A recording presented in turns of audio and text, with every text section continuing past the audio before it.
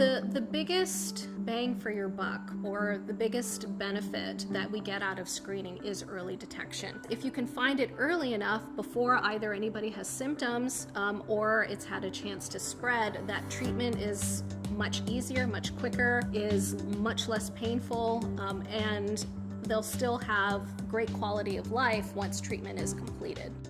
I do think it's important to have awareness of your own body when it comes to overall health in general, and then specifically with cancer screening. Patients who can actually stay on top of their own health, make sure they're aware of any changes in their own bodies, I think that goes a long way. For men, there's not really a whole lot that they need to do when they're young. So in your 20s, the one piece I would suggest that men do who are young is to make sure that you do a periodic self-testicular exam.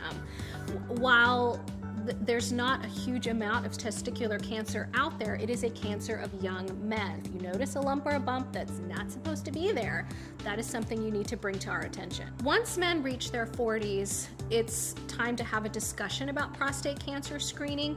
Not all men need to necessarily, but that's when you should have that conversation. There are higher rates of prostate cancer in certain parts of the population. For men in their 50s, body awareness is still the base of what they need to be considering. So any changes, lumps and bumps, things on the skin, moles, that kind of thing.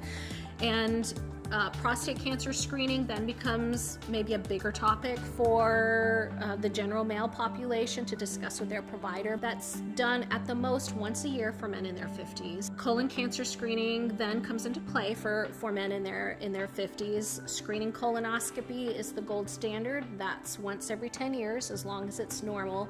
And then for men who reach their mid-50s, lung cancer screening might be appropriate depending on their past or present smoking history. So if it's significant enough, then a low-dose CT scan done once a year is something to consider in that age range as well. The guidelines in the 60s are actually quite similar for men in their 50s. For men who approach their 70s and then beyond, cancer screening becomes much more of an individualized approach rather than a blanket recommendation.